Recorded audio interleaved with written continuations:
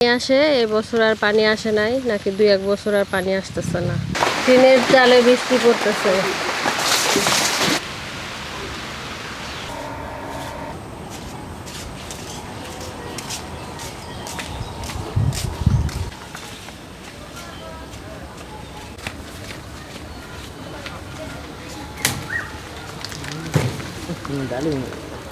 ঢালি ভেঙে গেল।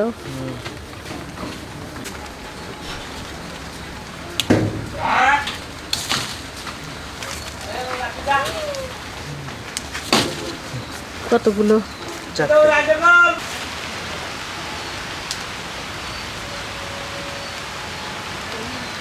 দেখি দুইটা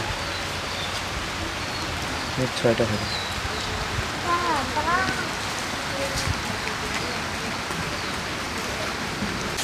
ওরকম করে দিলে যেটা পারবে সেটা ভিতরে চলে যাবে। পানি দিচ্ছি বাবা বাবা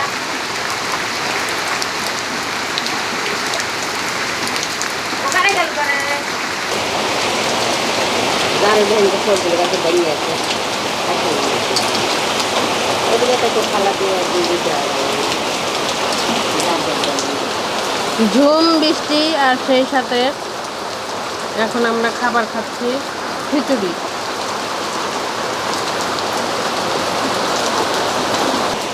বৃষ্টির দিনে খিচুড়ি, মামি খিচুড়ি দিল। বৃষ্টির দিনে খিচুড়ি অনেক মজা। আমরা তাহলে এখন খিচুড়ি খাই।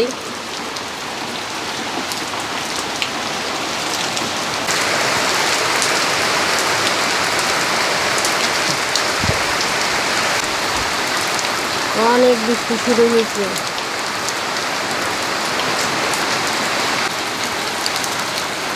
অনেক বৃষ্টি এবছর যে বৃষ্টি হয়েছে এই কারণে দেখা যাচ্ছে যে মামি এখানে এরকম ছেলা বিছিয়ে রাখছে, তাইলে মাটি নাকি ধুয়ে যাবে না।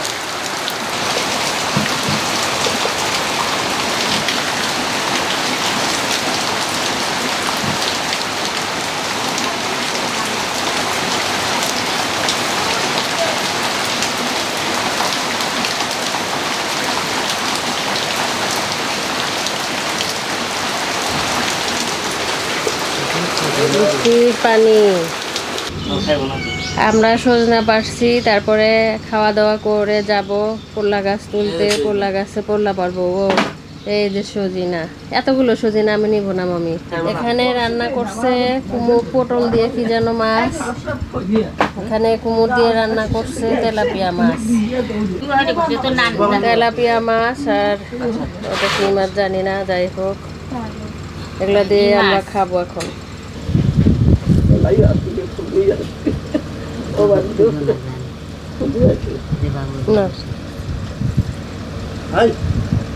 তুমি এটার উপর কোন আশা করছো? এটাই টেবিলে আসতেছি। আপনি ভিডিও করতেছে?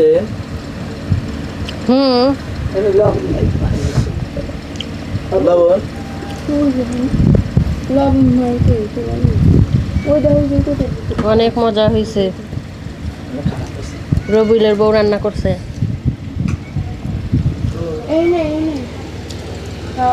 আমার সাথে বসে মামিও খাচ্ছে।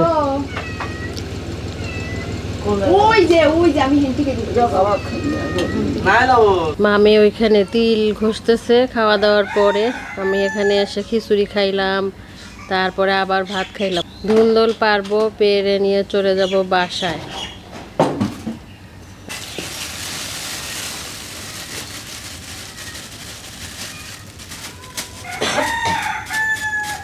তিলের জাতায় তিল দেওয়া হচ্ছে। পাশের বাসা থেকে একজন আসছে, উনি এটা দিয়ে নাকি ছাতু বানাবে। তিল খুদ ভেজে ছাতু।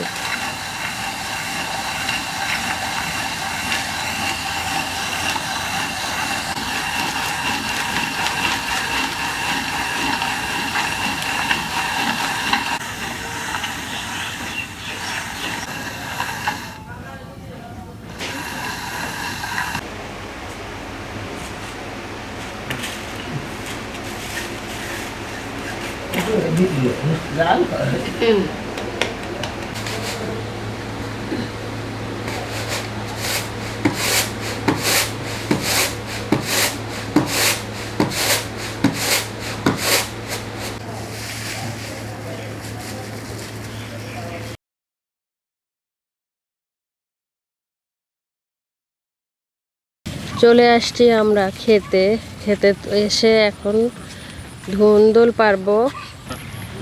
এই যে একটা ধুন্দুল, এই তো একটা পেরেছি।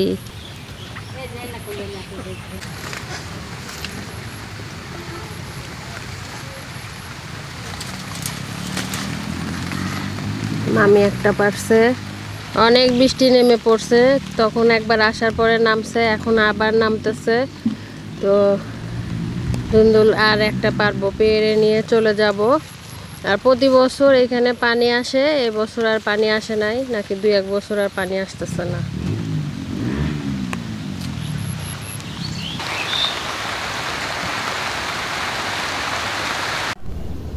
তো গ্রামের বাড়ি থেকে আসলাম, এসে মেহমানরা তো আছে আমার সাথে, তো মেহমানদের সাথে করে নিয়ে গিয়েছিলাম যে এই যে গাছ থেকে একদম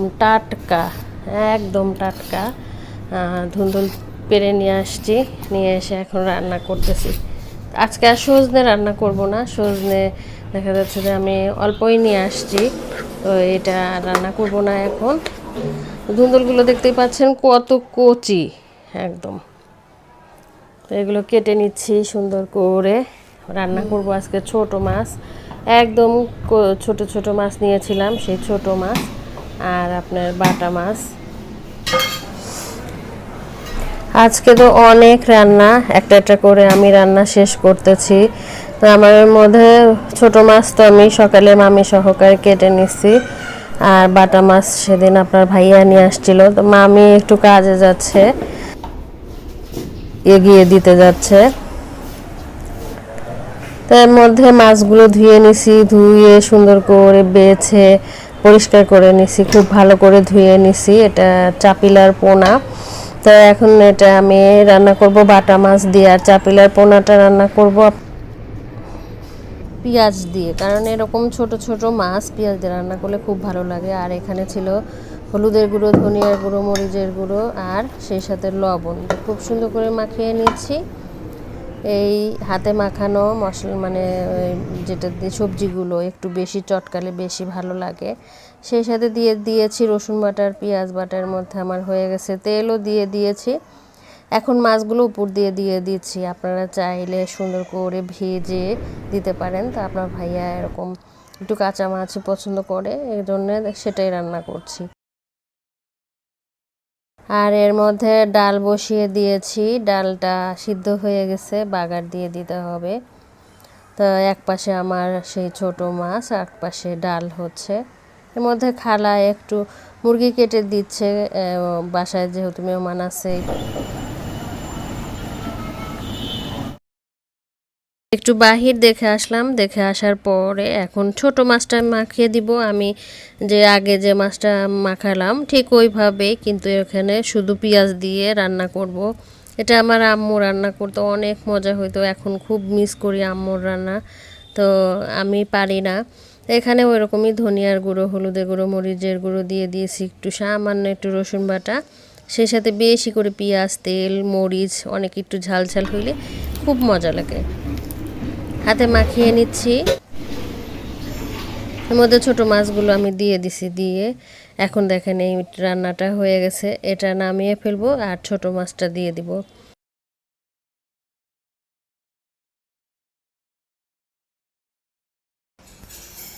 চচ্চড়ি মাখিয়ে দিয়েছি, এর মধ্যে অল্প পরিমাণে পানি দিয়ে সুন্দর করে বসিয়ে দিয়েছি। এখন দেখতেই পাচ্ছেন কি সুন্দর হয়ে গেছে। আর এদিকে ডালটাও বাগার দিয়ে দিয়েছে। আসলে সব কিছু আপনাদের সঙ্গে শেয়ার করতে গেলে অনেক কিছু ভিডিও করতে হয়। এর মধ্যে আমি বড় মাছ মাখিয়ে রেখেছিলাম বড় মাছ রান্না করার জন্যে, সেই মশলা হলুদ, লবণ, মরিচ, পেঁয়াজ ভেজে বড় মাছটা উঠিয়ে দিচ্ছি। তো সব মিলিয়ে আমার রান্না মোটামুটি মানে শেষের দিকে। এখন শুধু গরুর মাংসটা রান্না করছি, তো ওইটা আর দেখাই নাই। এখন মুরগির মাংস মশলা দিয়ে বসিয়ে দিয়েছি। আর এদিকে বড় মাছটাও হয়ে যাচ্ছে, বড় মাছটার মধ্যে সামান্য ধনিয়া পাতা দিয়ে দিয়েছি। আপনার ভাইয়া ধনিয়া পাতা এনেছিল বাজার থেকে, আর মুরগির মাংসটা একদম কষা কষা করে ফেলেছিলাম। তারপরে তো দেখতে খুবই ভালো দেখা যাচ্ছিল। অল্প করে কষিয়ে সুন্দর করে কষিয়ে যেহেতু মেহমান আসছে আর অনেক কিছু রান্না করছি, ডাল, 2 ধরনের ছোট মাছ, বড় মাছ, মুরগির মাংস, আবার ছোটদের জন্য একটু মুরগির বিরিয়ানিও করব। তো সব মিলিয়ে দেখা যাচ্ছে যে এত খাবার লাগবে না, এই জন্যে মুরগিটা একদম একটু কষা কষা ভুনা ভুনা করলে ভালো লাগবে।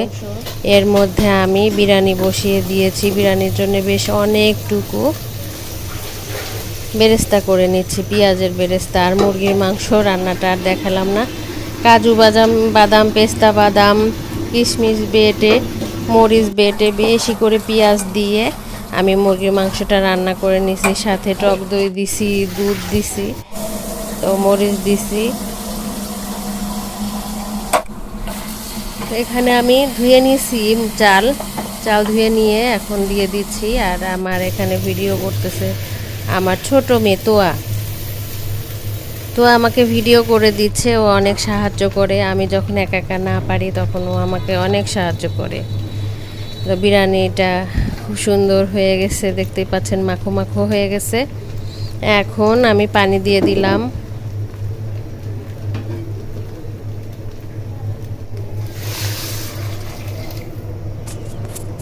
পানি দিয়ে দিলাম, পানি দেওয়ার পরে আমি মেপেই পানি দেই। আমার চিকন চালের জন্য ডাবল পানি দেই নাই, অল্প একটু কম দিয়েছিলাম।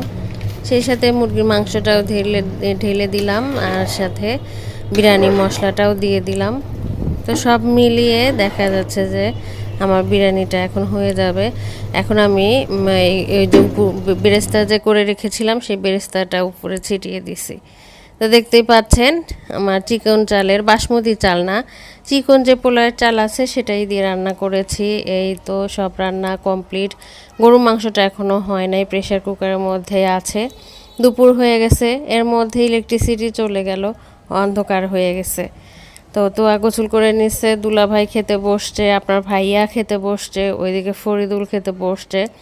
তো আমার আজকের গ্রাম আর শহর মিলিয়ে যে ব্লগটি করেছি অবশ্যই মনে হয় আপনাদের ভালো লাগবে। আর ভালো লাগলে সাথেই থাকবেন, আর সাবস্ক্রাইব করে দিবেন, শেয়ার করে দিবেন, আপনাদের সুন্দর মতামত জানাবেন, কারণ আপনার মতামত আমার জন্য অনেক কিছু। তো ভালো থাকবেন। আসসালামু আলাইকুম, আল্লাহ হাফেজ।